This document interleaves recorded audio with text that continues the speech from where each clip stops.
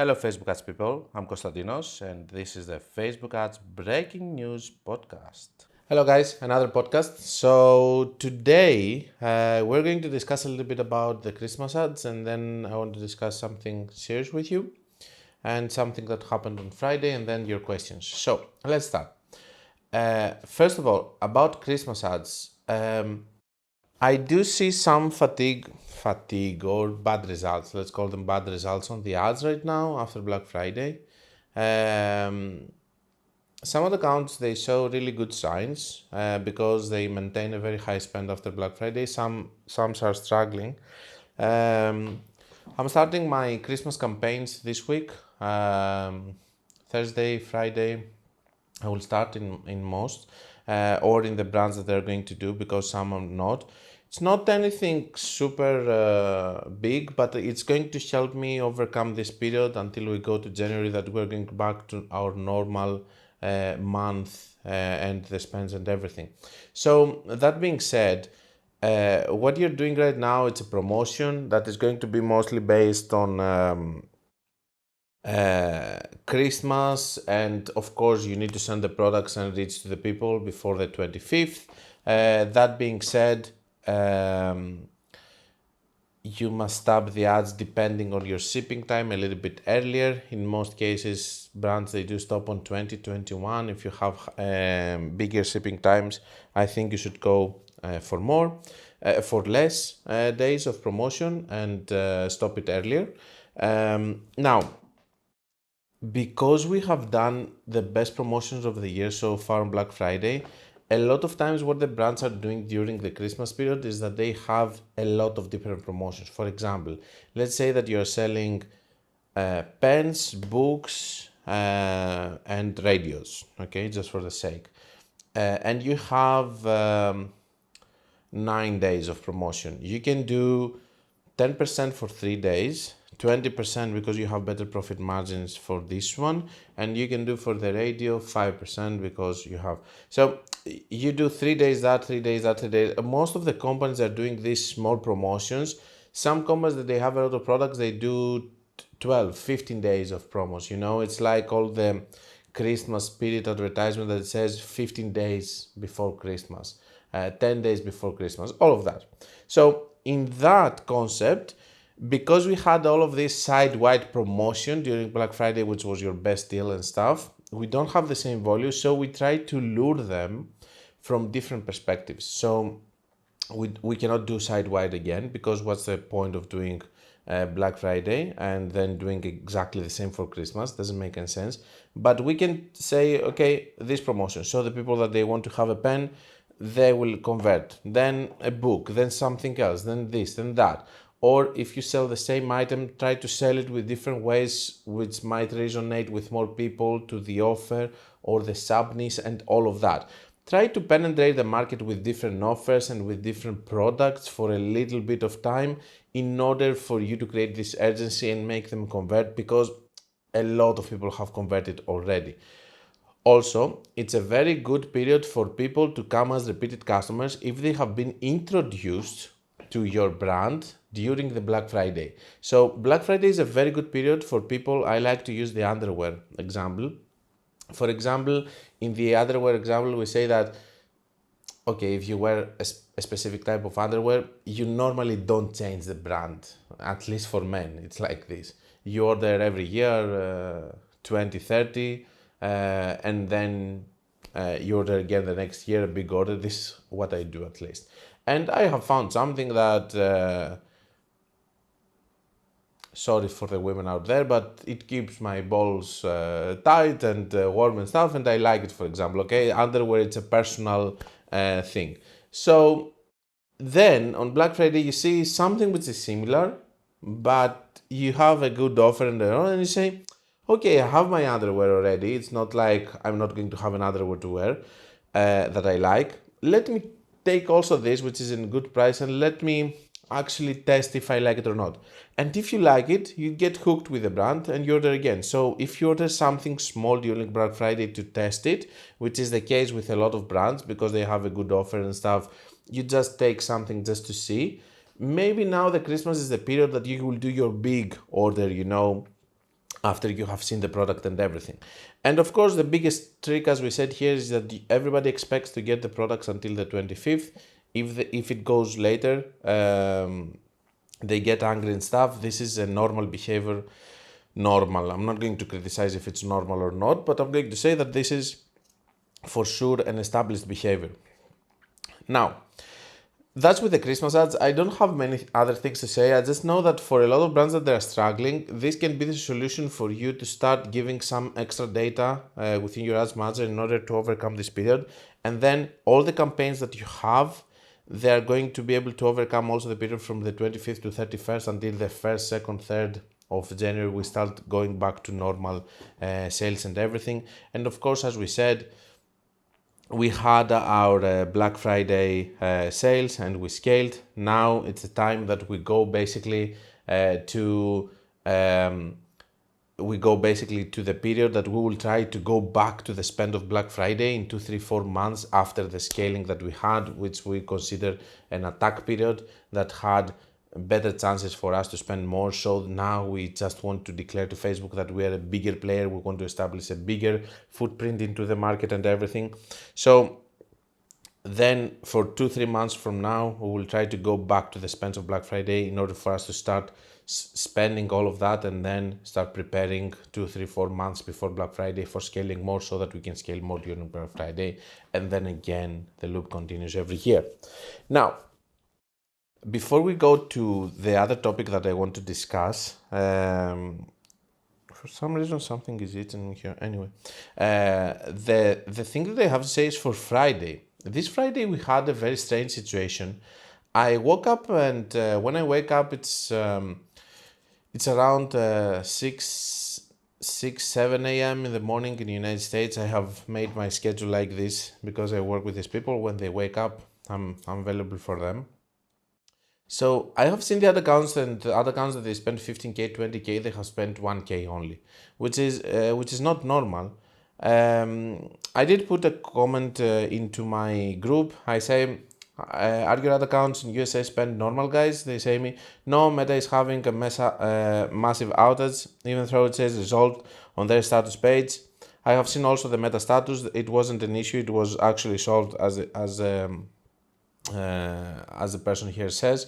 And the customer support that I contacted, they were saying also that there's zero issue. So basically they were telling us that we are blind. Another person was saying I had a break of about an hour in Germany. So it was also in Europe. Then we have a message from a Meta rep saying, thanks for flagging. From what I've gathered across my team and book of business, this is an issue that is impacting multiple accounts. I'll work to submit a bug and hopefully get this resolved soon. Another message from a Meta rep, there was SEV bug causing spend to stop working on getting resolved. We'll let you know once I get more details on the steps being taken. So sorry about this. And I didn't know what is SEV. So apparently SEV is blameless SEV review at Facebook. Whenever we run into a production issue, we create a SEV. When a SEV is in progress, team look to immediately mitigate the issue and then follow up with a fix. Once fixed, we conduct a SEV review where the team figures out follow-ups to prevent the issue from reoccurring. Now, that being said, we had this problem. Then I have seen that the other accounts, they did spend the amount that it was about to spend. But just so you know, if you want to analyze it for your own reason, you haven't seen it, that on Friday, these other accounts were not spending until the 6, 7, 8, 11 a.m. in the morning normally, or spending something very small. And then they spend super fast during the rest of the day. In case you have any abnormal results like that. And by the way, it wasn't all ad accounts. For example, some of my ad accounts in the United States were spending normally. So I had to say this. Now, after Black Friday, I decided to relax a little bit and make another gift to myself. If you don't know it, I'm a collector of several things. I like my Karakuri Japanese puzzles. I like these books and stuff, but one of the latest things that I like to collect is Mont Blanc pens. And this is coming from Muhammad Ali. And along with this, it comes a small book that has some things inside. telling his story and stuff. And I came across to something, which is the first, in the book, it has some quotes from him. The quote that I read here is, "Service to others is the rent you pay for your room here on earth." And that's the reason that I want to discuss about something today. So I'm not going to say the name. I know that most of you're going to understand the name. I don't care about the things that this is going to create, but I do want to address something because, guys, it really bothers me a lot. And all of my friends told me not to do it, but I cannot help of not doing it. So one of the most famous people in our industry, with one of the biggest channels and groups, after the Black Friday, I have seen one of his stories, and he was saying, how do you like these results? And it was having an ad account, spending 60K with 30 ROAS. I'm not saying that he's lying. I'm saying that, it's not totally normal. It's one very good account with very good results, and well done to him and to his team for succeeding that. Zero issues with that, and zero issues with the flexing, because this is the reality. Okay, so if I think here there is another thing that Muhammad Ali says, let me find it, and says no, oh, what the was it? I think it was here. I will find it, guys, just bear with me.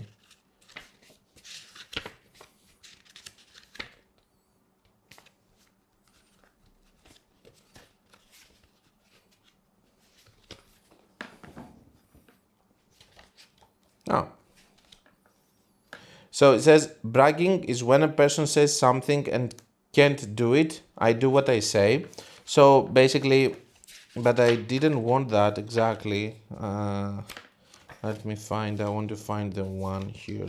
I came unprepared for that, but yeah, there it is. So it's not bragging if you can back it up. And of course, with this story, I didn't think that it was a bragging. It's just him saying, hey, look what kind of results I got in one other account. What are your results and stuff? I did also the same on my group, and I posted some of my results, and I will do also the same with case studies. It's not bragging when you can back it up with everything. I have a very big issue though with the second story that was after this one. The second story was saying, if you want to have same results as this, the wording was like this, join my masterclass or whatever that may be his offer.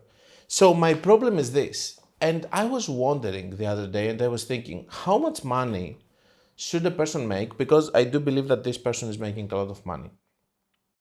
How much money? Much more than me, okay? And good for him. And I'm rooting for him for that. But how much money should you make in order for you to be able to say the truth? So what is the point that you reach and you say, F it, I don't care, I'm going to just say the truth? Because if you're saying that whoever is going to join is going to have 30 ROAS, it's the biggest lie ever. You know it because you know how it works. And we have also to think here that we're not talking just to people that they have the money. We talk to people that they just have 4, 3, 5K, and this is their last hope for them to have good results or whatever. So if you're showing another account of 30, which you do well and well done, and I know that it's true. I have seen also other accounts like this. I had other accounts like this. Well done. I'm not even going to the toxic side that someone would say, okay, if it was 30 ROAS with 60K spent, that means that they didn't scale a lot. No, because maybe the client didn't want, maybe they need higher average or higher ROAS in order to operate as a business. It's not the same to sell paper and the same thing to sell expensive cars, for example. Okay, so we're not going to even criticize that. We're going to criticize that the results were amazing, and I cannot think of any company that wasn't profitable with 30 ROAS. So we're going to not criticizing the scale side because it doesn't matter. Sometimes people don't have stock and all of that, so it doesn't matter. Well done to you. Why are you doing another story after that, trying to lure people with this exceptionally good result account, which is one in the 1000? Okay, it's not like you have to show accounts like 50 accounts like this. No, these accounts are rare and there are not a lot of businesses. We know, all of us, that we do Facebook ads, not like the other idiot. There's another idiot Greek guy that told me that every account that he gets, it has 4 ROAS. I immediately realized that this person doesn't know what the he's talking about and that he's not even doing ads. Okay? George, okay? So the issue here is this. You're having people in our industry that they are lying in order to just take people inside their courses and all of that. And I have realized that why don't I do it, for example? Because I made enough money and I don't care about that. I'm not saying that I have never lied in my life. For example, in my early stages, I might have told to a client that instead of 10 ad accounts, I'm managing 30. Okay, but this is not influencing. It's not a lie that it's a sales lie. Okay, the other one, it might influence the life of someone, because if you tell to people that let me teach you how to get 30 rows in ad account, and you don't say, guys, these are some results that I got in one of my ad account. Okay, do you want me to teach you Facebook ads? Okay, and maybe you will be one of them, because you know that if you get 1000 people, only one maybe it's going to get 30 ROAS in their ad account based on the product that they have and everything. You cannot just come and say, if you want these results, come to me to show you how to get them, because you know that you're not going to give them these results. Okay, it's not in your hands. The ad account, the product and everything also has to work. It's not about what we teach in Facebook to give 30 ROAS. It's also about the numbers of the business. So I'm thinking here, and then I was watching the Elon Musk in an interview. He said, I'm the richest guy in the world, and there are people that they come to Twitter and they advertisers and they threaten me that they're not going to give me money for advertisement. F it, don't come. So I was thinking at that point, yeah, he's the richest man in the earth, and someone is coming to threaten him with money. It doesn't go like this. So I'm thinking, in our industry, that everybody lies. And I go and I talk with people, and I realize that by just doing one simple thing, being honest with them, it's something that nobody else has done, or they haven't been fortunate to meet people that they are honest. Because most of the people that they do Facebook ads are dishonest and they just promise things here and there and stuff. So, or there are agencies that they are running ads with just 3 campaigns because they have just seen a blueprint without thinking, without having a philosophy. And I'm saying, how much money should someone make in order, because I'm pretty sure that he's making a lot of money. What's the point of you making more money and not telling the truth to people that they're not going to get $30? They're not. And are we considering here, okay, I just have 12k subscribers. If you have 200, 300, 400k subscribers, don't you understand that what you're saying, it might influence the life of someone else? If someone has only 4k, 5k on the bank and you're just giving them a hope, I have been to that side. I had 3k to my bank and I was thinking that I need to find a mentor in order to take me out of this. Okay, what are you saying? That if they don't understand that this 3k should not be spent, they are stupid? So what? What is your print to all of that? Where is your ethics? Because if you're saying, okay, I'm just going to show these good results, whoever comes, it's their decision, then you're just blind. You don't understand. What if one person, for example, wants 30 ROAS because you showed 30 ROAS, and then they come, they take the course, they have mental issues, okay, and then they suicide? Are you okay with that? Can you live with that? Can you say, okay, he had mental issues, it's not my problem? Well, I'm not thinking like this. I'm thinking that at the end of the day, the things that I'm saying in my channel, the things that I do, I always try to think them under a prism that it's all about what is my print to that, okay? And I never told you to buy my course. I told you that I'm going to give all the information, like 90% to it, and if you want to go deeper, go buy the course, okay? But I'm not going to tell you that, hey, look at the case study that I have for 1 year. And now I did spend 550k on Black Friday with 6 ROAS. If you want to have this kind of results, buy my course. Do you know how many people would buy the course? A lot. I'm not going to do it. Why? Because it's a lie. And again, how much money you should make in order for you not to lie, in order for you not to care. Not to care if someone is going to buy your masterclass or your course or whatever that may be. How much money you should make in order for you to be honest and in order for you to be able to say, I don't care of what you're going to say. I'm just going to say what I feel about it. And this is what I do. I don't care how much is my channel going to grow. I'm going to keep saying the things that I say. I don't care if I have any fights with his fanboys or whatever. I don't care if some people don't like what I say. Do you know why? Because I'm not dependent on you. I'm not making money directly from you. Even if you cancel me now, I don't care. I'm going to continue doing what I believe that I do correctly. So I think that we all need to think over here. And I don't think that he will, maybe some people are going to send him messages and stuff about my things that I'm saying here. But if you're watching this, think of it, you're making so much money. You don't have to lie about things and about results. And I have spoken to you. You are not driving Lambos. You're not doing these stupid hustle things. We're on the same age. We grew up in a different period. We didn't grow up with Bitcoins and all of that in order for us to be hustlers. I think that you're better than that, man. And I don't think that you should, maybe it was done by your personnel, okay? But I think that this is not okay, saying things like that. And I think that I haven't seen you doing this kind of things in your videos. I haven't seen you. I have seen that you advertise your agency and everything is okay. And you say if you want better results and stuff, you don't just do this flashy thing. So when I saw it, I was actually amazed. And if you have next to you people that they just say good things to you, if you ever hear this message, let me tell you that what you did was wrong. And I think that you had better ethics from that, based on our conversation for 1 hour that I had with you, and based on your videos and based on the life that I have seen that you have without flashing and without doing crazy things. So if you need a wake-up call from that, and if my opinion really matters, I think that this is something that you need to look, because I do believe truly that you're better than that. And I have nothing else against you. I have never seen anything else which was bad on your side.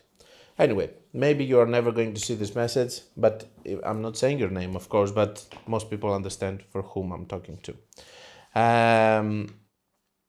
Again, no hate, but I do believe that greediness is not a good thing, okay? And you're making a lot of money. I don't believe that you need that, okay? Especially for a person that you're the pioneer of this field in the YouTube and in the Facebook groups and having the biggest communities over there. You don't need it. I just don't understand. It was unnecessary. Maybe it was the greediness of one of your managers, okay? But I think that you should make clear to your team that you don't need that. And you're better than every single other hustler over there, that they're lying or they're saying that we can do this and that and that. I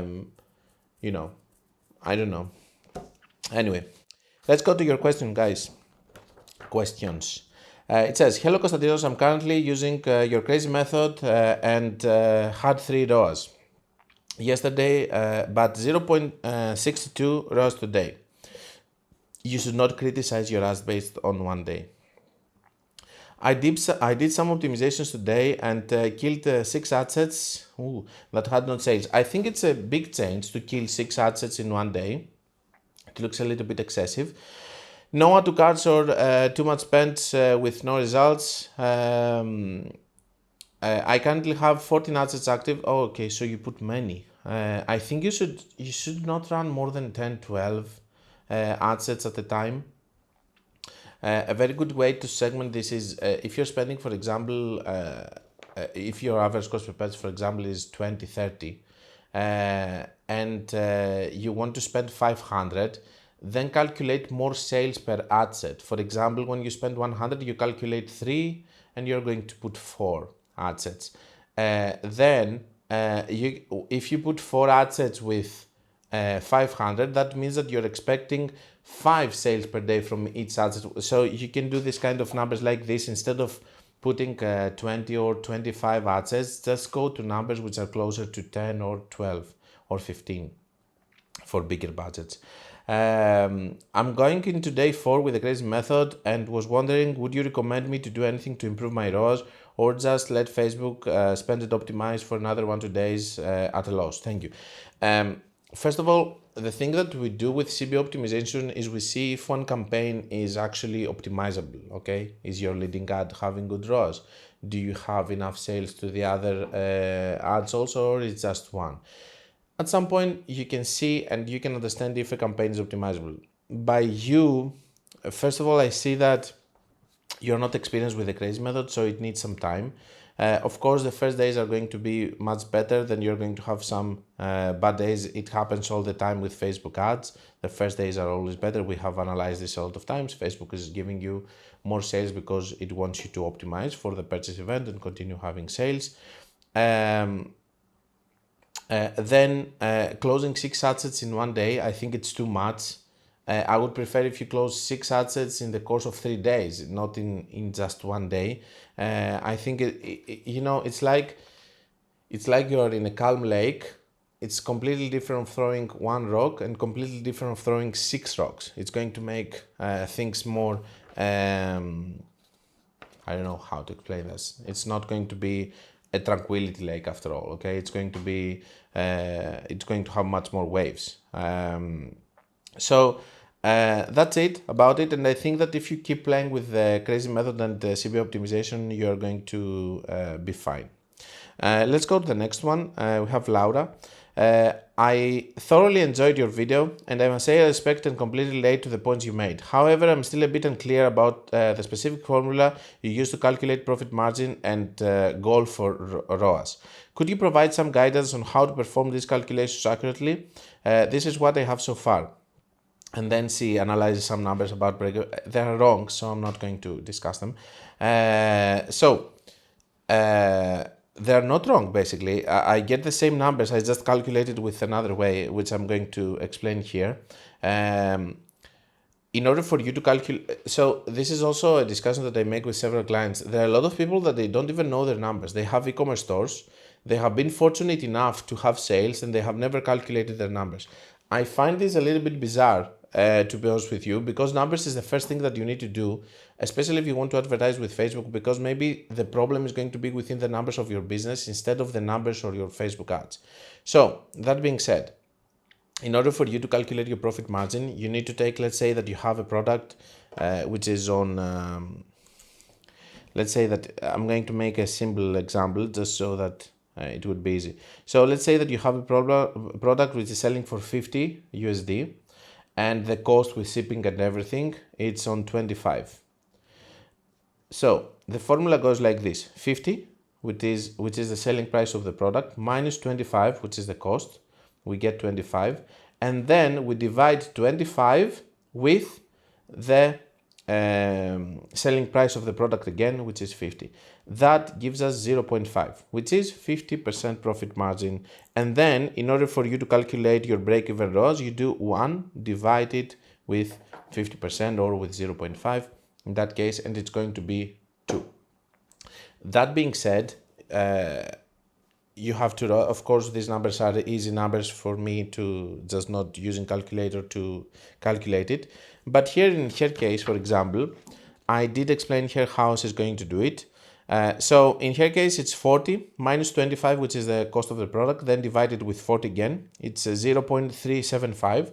That means that the profit margin is set 37.5, and then you do 1 divided with 37.5, and the break-even ROAS is 2.66.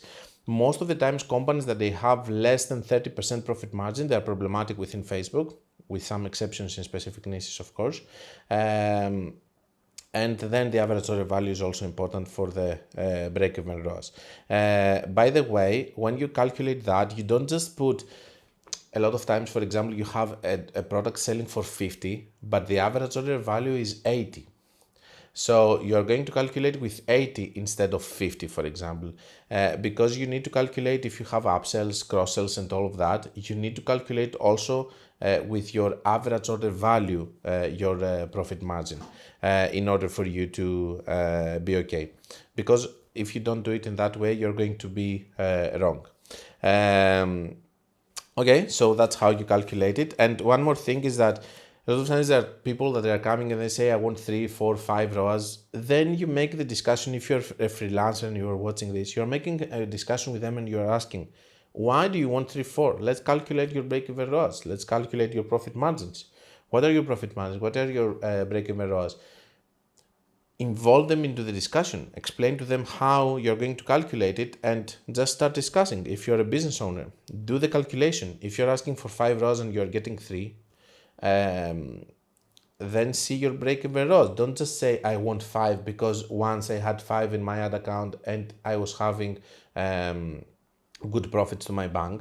No, you need to calculate your break-even ROAS, because this is also what is going to show you how much you're going to scale or not. Okay, so that being said, doing this discussion with yourself or with one of your clients with the numbers and just seeing what kind of numbers they're getting, what kind of numbers they have. For example, I had a brand lately which had 30 euros cost per purchase, which is totally normal. They were having with this 1.6 ROAS, their break-even ROAS after calculating was 2. And then I'm seeing the CPMs, it was on $4, which is very good. The ratio between checkout and purchase is every 2 checkouts they have on purchase, so the funnel is working very well. The click-through rate and the cost per click was below $1 and the click-through rate was 2.5%, so it's also good creatives. And whenever I do ads, even with broad targeting, I'm getting sales consistently, so the pixel is trained. So I'm having a pixel which is trained, I'm having a funnel which is working with good conversion rates, I'm having good creatives with good click-through rates, and I'm having good CPM, which means that they have good click-through rates, and CPM means cheap traffic, but from conversion ads. And then I'm having a ROAS which is bad with a normal cost per purchase. So what am I expecting over here? To improve more on Facebook, or it's a problem with the numbers of the company? Of course, it's a problem with the numbers of the company, and they need to start making better average order value. They need to start contacting their shipping companies and try to see if they can make better deals. They need to have better profit margins with the products because of the manufacturer. They need to start seeing things to fix this kind of things in business, because apparently there are other people that are advertising in the same niche or similar products or whatever, and they have better profit margins that they can keep advertising because these are the prices. They're not going to improve. On the other hand, I had another brand which was having completely new pixel, and over there I was having CPM of $40 with broad targeting Advanced Plus, and CPM of $15 with interest targeting. Now, over there I was having bad cost per purchase of $150, and we want to drop a lot from that. So, is there room to improve there within Facebook? 100%. Because over there we don't have a pixel which is strong and trained and whatever. Secondly, the creatives were not that good. We were having a cost per click above 1.5. I think it was 1.6, so we can improve there. The click-through rate was on 1.2%, so we can improve also on creatives. The checkout ratio was 1 to 3, which is good. I don't consider it bad. So every 3 checkouts, 1 purchase. That's fine. The cost per purchase was crazy, 150, 160. The CPM on the interest was better than the CPM on the broad. That means that the pixel is not ready yet. We have to start with interest, then lookalikes and all of that. And that means that over there we have room to improve within Facebook, because we can improve in pixel, which can improve cost per purchase. We can improve in creatives, which can improve the cost of traffic. We can improve also on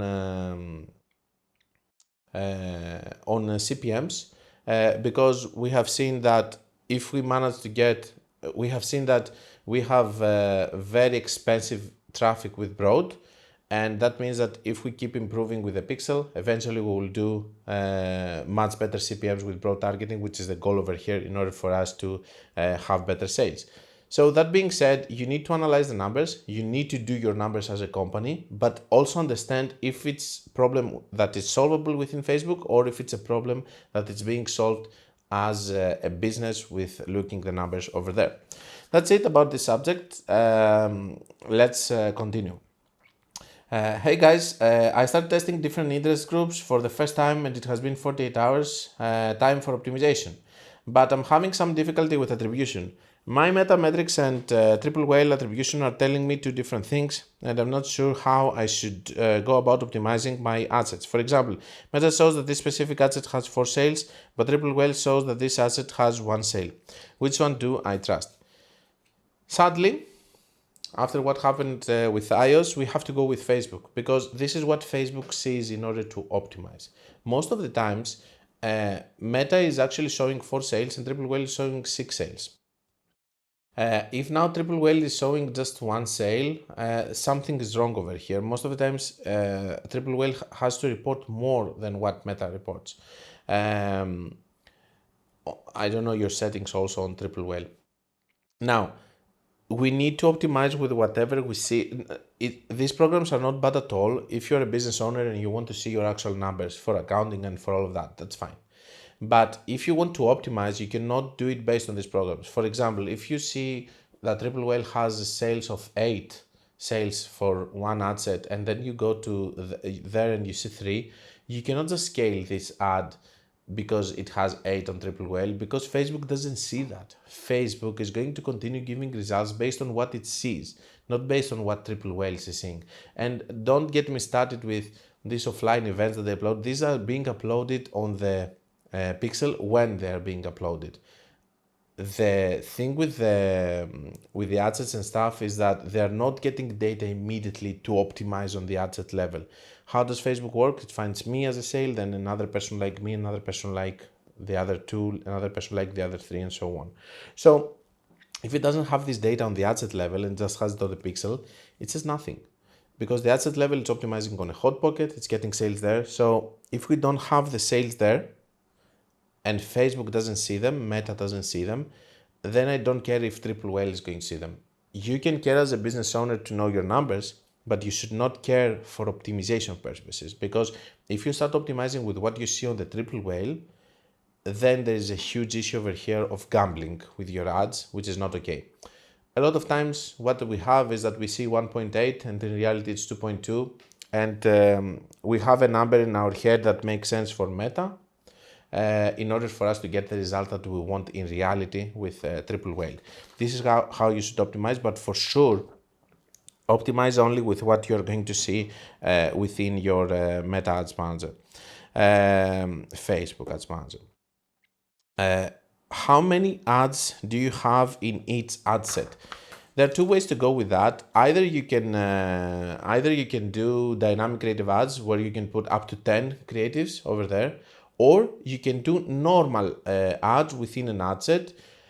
The magic number is between 3 and 5. I have done also with 6 and 7, but I don't do things like 10 or 15 per ad set, especially because we use crazy method and all of that, and I don't like to do it like this. If I want to use a lot of ads, I do Advantage Plus instead. The magic number, if you want to use crazy method with normal ads and not dynamic creative ads, is between 3 and 5. Next one. Hey Konstantinos. If we are breaking our funnel by creative format, it means we are creating separate campaigns with manually chosen placements, right? Yes. Given your recent video recommending Advantage Plus placement, would you still suggest following this approach for separating different formats? Yes, 100%. If Advantage placements are the best option, would it be alright to include different formats of the same ad creative either in the same ad set as a separate ad or within a dynamic ad? What I do with Advanced Plus placements basically and the normal ads, you can go and you can change the creatives in each one of these. In each one of these, I'm trying to see if you have sent anything else on that, because I think that I replied. You cannot do dynamic ads though inside the Advanced Plus. You can do dynamic ads with normal CBO. Over there, if you do dynamic ads, you are going to just put 1 by 1. But if you do normal ads, you can have 1 by 1 and 9 by 16 creatives. So that being said, yeah, with Advanced Plus placements, which is automatic placements basically, if you do dynamic, you use the 1 by 1 or 4 by 5. If you have normal ads, you just do 1 by 1 for Facebook feed, and you do for stories and reels 9 by 16. I don't know if I answered it. Maybe I don't understand the question very well. I do remember that I answered, and then you said something else, and then we solved it, but I don't remember now. Hi Konstantinos, I have a quick question about the crazy method. Let's say I have optimized the campaign and it's running well. I'm not touching it anymore and planning to scale it by duplicating the campaign. Let's say that campaign initially had 8 assets and I have optimized it to 5 assets, turning off 3. On the new duplicate campaign, you said to keep everything the same. So would you just run the 5 assets, or you turn all the 8 assets again from the beginning? Guys, the point that we do the crazy method is all the things that we analyzed, the randomness of the initial results, that you get one sale because Facebook is boosting your initial results, which can help you form a hot pocket. The different hot pockets that they can be formed. I guess I cannot say all of these things. You have to watch my videos about all of this philosophy. So the reason that we do the crazy method is because we want to limit the risk of not having something that's not working. So we do the crazy method with several assets, and we try to find different hot pockets that are going to optimize based on the fact that we said earlier that I get one sale, then another sale. So between the first, second, and third person, we create a pool of people that are similar to that. And the first person that's going to start this pool is completely random. So that's the way. So having 5 assets working in one crazy method campaign already, it's just something that happened randomly and it's working perfectly. When you go to a new campaign, these 5 that you have, it doesn't mean that they're going to be the same hot pockets over there. So you start all over again with 8 assets, trying to find new hot pockets. That's the whole purpose of the Advantage Plus. So what's the point of keeping instead of unless if you didn't like the optimization process? For example, if you started the campaign with 8 and you have seen that it's taking you a lot of time, maybe you have to lower the assets, the number of assets, in order for you to go faster with optimization. For example, it doesn't spend enough per assets and stuff. If you see this kind of thing, yes. But if you have seen that the 8 is in your comfort zone, you optimized it well, you like the process and stuff, because optimizing a CBO campaign is also a personal thing. I have seen people that they like to optimize more aggressively, like me. People that they like to optimize in a more slower pace, so they use more assets in general. So it's about what is your comfort zone also, okay, and your account and everything. So if you have seen that 8 was working well and you optimize it well, and because we want to find new hot pockets, you just increase your chances of having more hot pockets like this. It doesn't mean that the hot pockets are going to be transferred because you duplicate to the new campaign. The whole point that you duplicate it also to scale is to find new hot pockets, okay? So you're already answering to yourself. Next one. Hello, Konstantinos. This is a weird issue with one of my clients. He gets banned very often. Even though he created a new business manager and a new ad account, Facebook banned it after a month. Facebook doesn't ban ad accounts. Facebook bans people. If they flag you for a reason and you have done something, they flag your credit cards, they flag your business, your domains, everything. It can be flagged. I have seen ad accounts getting completely new ad accounts and everything getting banned in a second like this, just because the person was banned. I think that it's not as strict as it used to be, but yeah, I get your point over here. I checked every possible scenario but couldn't find any. Most of the times the good scenario, there are 2 scenarios over here. Working with an agency account, which I don't like it, guys, because I have seen a lot of businesses that they lose after some point these agency accounts and they are left with nothing, no data, nothing, just maybe a pixel. And the second thing is to work with from your wives or stuff and operate just like another person. Sometimes we get notifications of suspicious activity and get banned. Sometimes the moment we are invoiced, our account limit decreases to 50. Most of the time they disable the payment method. What could be the reason from your experience or potential solutions? Should we go for SSR accounts like the rent one? Looking forward to seeing your thoughts. I already told you my thoughts. It's not going to go away. Either go from his wife, sister, mother, father account and just pretend that you are this person, because Facebook bans people, it doesn't ban accounts. What's a normal CTR? We discussed it already in this podcast. I would consider a normal CTR 1.5 and above. 1.5 it's still slow, it's still small. But the point is not the CTR, the point is also the ratio, the correlation between CTR and unique click-through rate. And we're talking about unique CTR and unique click-through rate. So if you have a unique CTR of 1.52, you're fine. If you're having a click-through rate of 1.52 and you're having a cost per unique click of $2, it's not fine. It also depends on the product, okay? Maybe you're selling something, a SaaS product, for example, and it's more expensive. It's not like you're selling a t-shirt. But in general, the normal numbers, there are no normal numbers. I'm wrong here. The most used numbers that they apply in most cases, let's say, are the ones that I'm telling you, cost per unique click below $1, and CTR 1.5 and above, ideally 2% and above. But there are cases that they are operating, for example, with $5 cost per click and CTR of 1.1. There are these cases. It depends also on the product.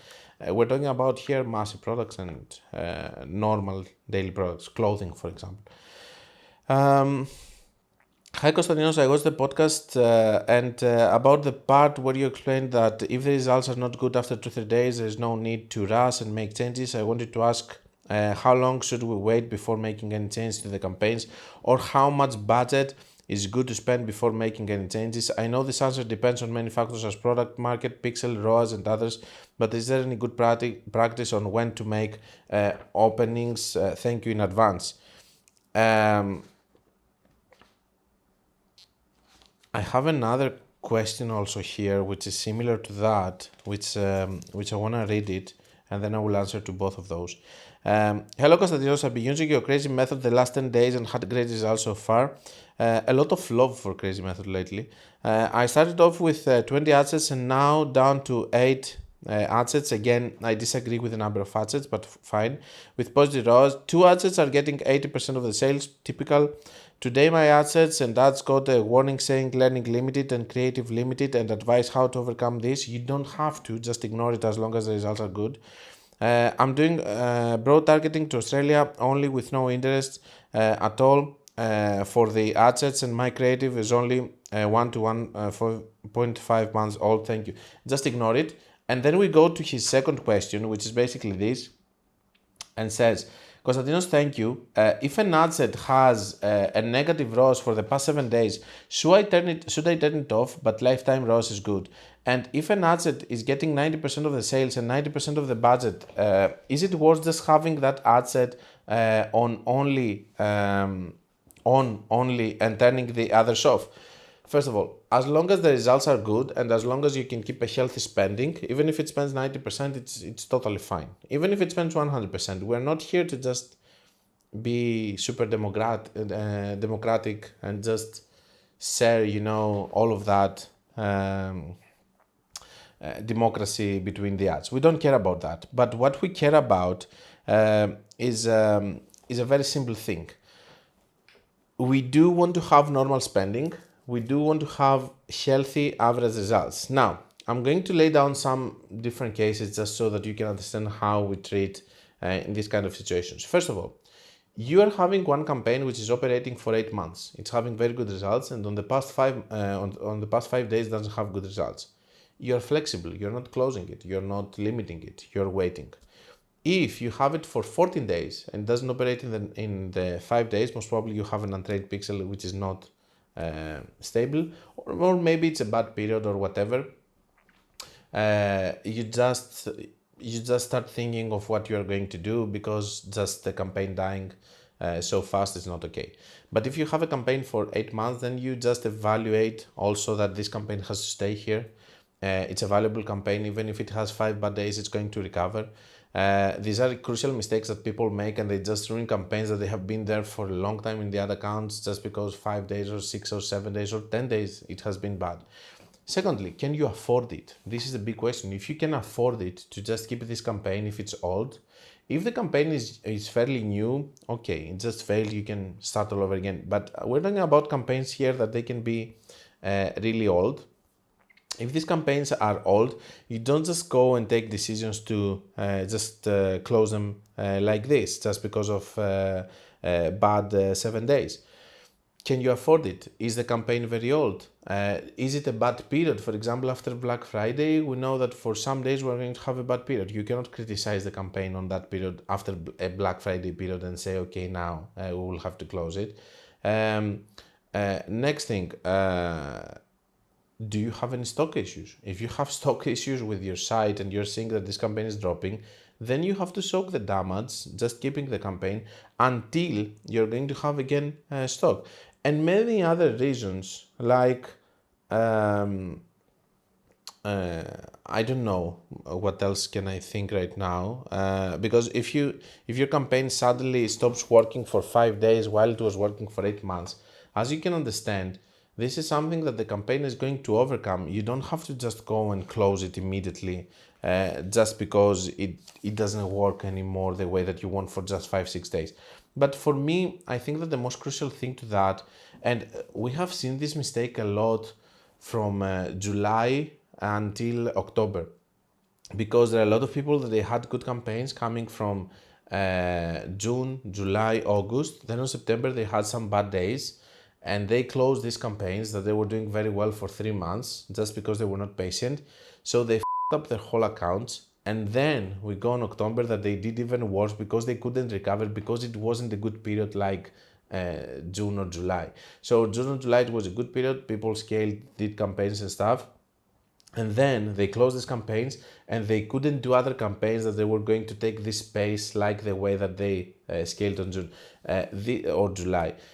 This was a crucial mistake on their part because they were not patient. So we have to also see for how long is the campaign running. If the campaign is old and it's having data and it's profitable in the average results, then it's totally fine. Another thing, for example, that I can think is we optimize, especially in higher spends, based on the average results of the ad account. If you have a campaign which is having average results which are not okay, for example, it has 1.3 ROAS, okay, and your break-even ROAS is 2 and you want 2.5, but because of your other campaigns you're getting 2.6, 2.7, you don't have to close this campaign immediately if it's profitable for some days and then is just dropping. You can be a little bit more flexible since your average results are good. If you're losing a lot of money, for example, from this campaign and you cannot afford it, sadly, you're a victim of your numbers and you cannot sustain this campaign. It's still a mistake to close it, but I do understand that from the perspective of financial status, you cannot keep it. So all of these factors are the ones that are going to help you decide if you're going to keep it or not. Next one. Keep giving out gems, Konstantinos. Been watching your videos at the moment. Thank you, man. I have a question. I'm running testing campaigns for a new product. I put 6 creatives into a small ABO to see which one would work, and it's been 10 hours. I found a winner. No, you didn't find a winner in 10 hours. Also, I will analyze it a bit. I now want to put this ad in a CBO. Hopefully it does well so I can do your method. My problem is I have 50 spending limit. It's fairly new ad account. What do I do? Do it anyway and bear with temporary limits or another option. By the way, my goal is hopefully to be able to work with you. Not on 3K. Okay. Just so you know, guys, the 3K limit that I have put it before, I don't think that it's valid anymore. Most of the times now I'm working with people with 10K and above as a monthly spending limit.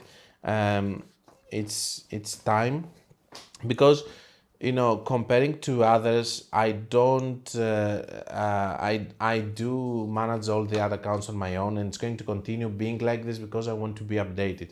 So I'm not going to stop managing the ad accounts and just have VIP clients and stuff. Of course, I have help for workload from Marios. my employee. But other than that, I'm deeply involved in all the other accounts. I just don't do sales call, close them and give them to one of my personnel. So the limit now is more close to 10K per month. The thing here is this. You said that you found a winner in 10 hours. No, you haven't. Having a winner doesn't mean that it has some sales. It means that it also has volume of sales and consistency. If you don't see that, you don't have a winner. Secondly, testing with ABO campaigns is not okay because you're testing with $20, $30. And when you put all of these creatives in a CBO campaign, then it's completely different. Why? The way that the Facebook ads are working, it's like a bell curve, okay? So we have a bell over here, and here on the tip, we are actually having the limit that we can actually scale. So if we're starting from 20K from here, and we go to the top over here with $50 spent after some time, then if we scale more, the ROAS are going to start declining from this side. Now, if you run an ABO campaign and you're starting with 20, 30, that means that you can scale and your tip is going to be 50, 60, 100, whatever. But if you're starting with a CBO, maybe your bell is going to start higher. For example, you have 5 assets inside and one of them is spending $60 because this is what Facebook decided to do. That means that in this bell, you are starting from 60, so the breaking point is going to be higher from what you would have done. This is why CBO campaign is better than ABO. This is why a lot of times agencies are having this strategy of having an ABO campaign for testing, which is completely wrong, because the only thing that they try to do with that is that they try to just stall for 1 month and just say that they test things. First of all, something that works on June doesn't mean that it's going to work on August because of seasonality, because it's a bad month. For example, things that were working on July and the way that you have seen good results, they were not there on September if you start the ads. My philosophy is that you should not do ABO campaigns in order to test. You should go straight away to CBO campaigns for the reason that I told you. First of all, you're going to find clear winners, that they have volume, better spend and stuff. Something that's working with $20 in an ABO doesn't mean that necessarily it's going to work in a CBO when you put it with others and it's going to compete with others, because they are two completely different things. If you want to keep duplicating this in an ABO campaign with bigger budgets, yes, maybe it's a viable scenario. But taking this to a CBO campaign doesn't make any sense, at least for me. I'm all about doing CBO immediately, testing while you are having sales, because the biggest test is if it's having sales, consistency, and volume of sales. It's not only about getting one sale here and there and good ROAS, it's about getting good ROAS with volume, or the ROAS that you want with volume. That being said, you don't have a winner. Now about the 50 limit, you can do something about it. Actually, I have analyzed it in the previous podcast. There is the prepaid funds. When you go to your billing section and the accounts and you pick the account, you can see your limit over there. If you have the option, because it doesn't mean that everybody has the option. If you go there and you see the prepaid funds, just add prepaid funds. Most of the times it's letting you add something like 800 or 600 per day. So add this and then start running ads. In 4, 5, 6, 7 days, it's going to increase your limit immediately to 250 and then to much more as you continue. So this is a very fast way that I have seen in order to lift limits with the prepaid funds within the ad accounts. And I will make a video about it, but most probably in the previous podcast or in the podcast before, maybe I think it was in the previous, I'm showing also print screens of all of that. So maybe you have to go and watch it and do it. I have done it already in 4 accounts. The problem is that in some accounts, the prepaid funds are not available for you to use them. Next one. Congrats on your success, Konstantinos. It would be interesting to see a case study on that new brand on gaining market share, as well as other initial challenges they faced using Facebook ads.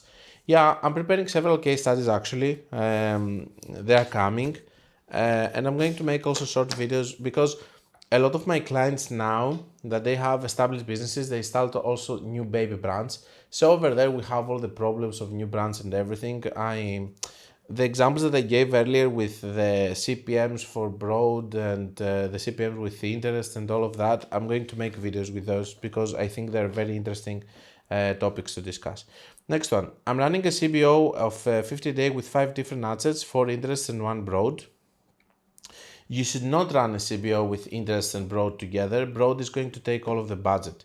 If the CBO performs well, how much would you recommend increasing the budget? I wouldn't recommend you to increase the budget. I would recommend you to duplicate it and run it all over again, if it's possible, also with other creatives. I usually double the budget from 50 to 100 and 200 and so on, or you wouldn't recommend editing and duplicating instead. I wouldn't recommend that. Eventually you're going to make a mistake or scale in a bad period, or scale much more from what you should, and you're going to lose all of your progress. Why don't you build one campaign with 50, do another one with 100, do another one with 100? You will have 3 campaigns. If one of them fails, you have 2 campaigns, and so on. This is how you scale accounts, not by just increasing budgets, because when you do that, you're just victim of the good and bad periods of Facebook. If I only have one creative, can I still create one $50 campaign with 10 of the same creative to target different hot pockets? Or this is the case, or if this is the case, is it better to use CBO crazy method? I think that you have one creative. You haven't even tested if the creative is converting. Why do you have one creative? I just don't understand it. You say I have one creative and you want to advertise on Facebook. Why? Don't advertise then. If you just want to do it, I guess you can do it like this in Advantage Plus and duplicate it several times. But the crazy method is a method that's working with something that has already worked. We just try to exploit it more. It's not about trying to find what is going to work. Next one. Konstantinos, you would test the creative using CBO with dynamic creative, and once you find winning creative, you would do Advantage Plus campaign, or you can test creative using Advantage Plus campaign too. You can test 100% with Advantage Plus. I'm doing it all the time. Forget about I'm testing something here so that I can integrate it in another campaign. Test it while you're having sales. That's the whole point over here. You don't have to do separate testings. Your normal conversion campaigns are testings also. Now, we go to a huge question over here from James. Hello, it's me again. I will try to read it super fast. Question 1, middle of funnel, bottom funnel. When setting up middle of funnel and bottom funnel campaign, is it good practice to consolidate images, videos in one campaign, or should be separated in 2 different campaigns or different assets? It depends on your spend. You are splitting images and videos on middle of funnel and bottom of funnel most of the time when you're having big spends. If you don't have big spends, you just consolidate them to one. On the other hand, here I must say that the best case scenario over here for you is not to have different ones, but to use the ones that are working already on the cold traffic. That's a much safer way of doing ads and faster. I also would like to understand why it's recommended to either keep them in same campaign or separate. You can keep them in the same campaign as long as it's ABO, because middle of funnel it's much smaller from middle of funnel, which is much huger, which is much bigger, comparing to that, because bottom funnel is last 30 days visitors excluding purchase 30 days, or add to cart 30 days view content 30 days excluding purchase 30 days, at least for me. And middle of funnel is people who engage with Instagram or Facebook and for the last 220 days, 365 days, whatever you prefer. And people who have been website visitors for 180 days and many more audiences of 180 days. So it's much bigger compared to the bottom of funnel. So if you do CBO, most of the money is going to go on the middle of funnel. And at the end of the day, there is no point for you to put 2 warm audiences to compete with each other in a CBO. This is not the job. You want the warm audiences to be served well. You don't want to make them compete. You make the cold traffic audiences compete with each other. I do remember Konstantinos mentioned about how Meta tracks engagement for video. Images are different. I'm curious whether this will have an impact in your retargeting campaign. Retargeting campaign doesn't fall under the same category because it's not a general audience that might your actions of engagement with the video stuff might influence the actual result. The whole point with the warm audience is that it's a predefined audience, which you know that it's a warm audience because it's coming from this data. And it's not something that, the rules that we use in cold traffic, they don't apply so much in retargeting. For example, in retargeting, you can change the creatives from time to time. You can change the copy if you have a spelling mistake and stuff without any issues. You can do this kind of stuff with retargeting or changing the budgets, scaling and stuff. About retargeting, the rules that we have on cold traffic is not the same for retargeting. For retargeting, the audience is defined. It's a warm audience. You can do this kind of mistakes of changing things here and there without any serious penalties.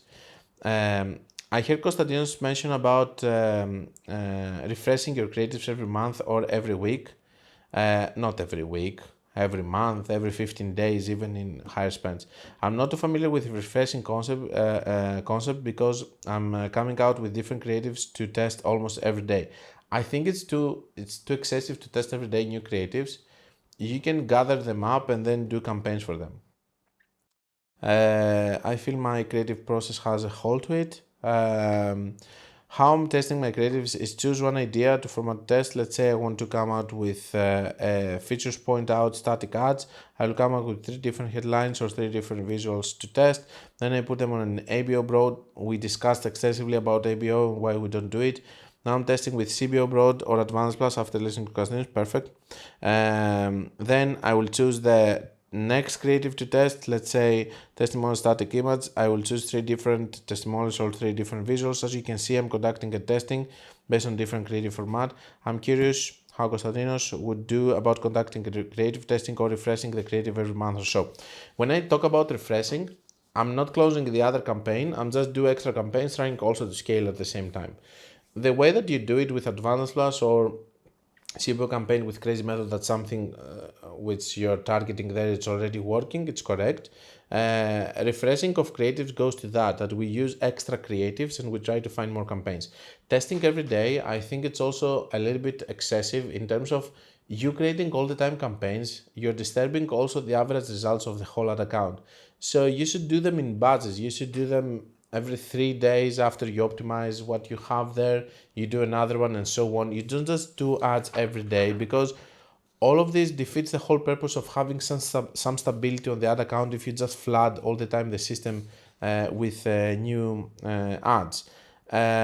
So that's how I would approach it, and of course without ABO testing for the reasons that we said earlier in the questions. Last question. I have noticed that even with standard campaigns that target a cold audience, they also end up in retargeting. Facebook is stealing sales also from your cold sales. This is coming from the video that I was explaining about Advantage Plus and how you can break down the results to see how much is warm, how much is cold from the audiences. So that being said, having some sales being stolen from Facebook from your retargeting, for me it's completely fine. Because it's still data that are going to be used in order for your ad sets to be helped to find more cold traffic sales. At the end of the day, if you think of it, you want Facebook to do that, and this is why Facebook is programmed like that. A lot of times people think that Facebook is stealing, but even if it steals, as long as you know it, okay, as long as you know it, it's totally fine. Because at the end of the day, we are on Facebook to have better results. If this is bringing better results, so be it. Let it steal it, it's totally fine. At the end of the day, you're going to criticize it with actual numbers. If your bank is 0 or negative because of your ads, there's no Konstantinos or someone else who is going to give you one right argument about it, okay? But if Facebook is stealing some sales and you are positive on your Facebook ads, you just don't try to say to Facebook, okay, why are you stealing sales for retargeting? Because it's being used as data. It's a data game and it's fine. And also it makes total sense from the fact that you have Facebook that is doing a cold traffic audience, and initially it's going to try to sell to the people that it thinks that it has better chances to convert. So some of these people are going to be your warm audience if you have spent for 2, 3, 4, 5 years. Or it's going to steal it because the pixel is going to steal a sale from an email because this person have seen it also. But Facebook also can say on that note that we have influenced also the sales. Someone has seen it. Maybe they have converted also from email, but maybe they ended up to your site because of us. So it's a really complicated matter. But if you think of it like this, that at the end of the day, it's still data that Facebook is going to use to give me more cold traffic sales, it's fine, because we want Meta for the cold traffic sales. We want Meta to be used as volume to scale and all of that. And if this is being used for this purpose, then so be it. Now, the last thing, I'm not going to read it. I'm just going to put it here because even on job posts, I'm seeing this. This is what I like to call a brick of text, okay? And I'm not going to read it because for me, actually, it's unreadable, okay? You cannot go and do that. A lot of times I see people on Facebook that they put this kind of copies also, and it's not okay, guys. Nobody is going to read that. This is a boring thing. This is a thing that you just see it and you say, I don't have the courage to go and actually read that. So on that note, even on a job post, whoever is going to apply for this job is just someone who is desperate, okay? Or someone who is not going to even read it and just go to apply. I don't think that I just think that this can easily be fixed by just going and pressing enter in some places within the text, making different paragraphs so that it can be easily read by people. The sad part is, guys, that there are still people that they had. How the did he wrote that? Was it easy for him to just write it? I cannot write such a text. You have to read it again and all of that. How did he do it? It would take me 8 hours to do a text like this. Anyway, guys, that's all I had for you today. Let me know your opinion about the topic that we discussed earlier. Please don't go and start bugging his channel and everything. Say, look what he told about you and all of that. Do me that favor. Don't do it. I will see you guys on the next one.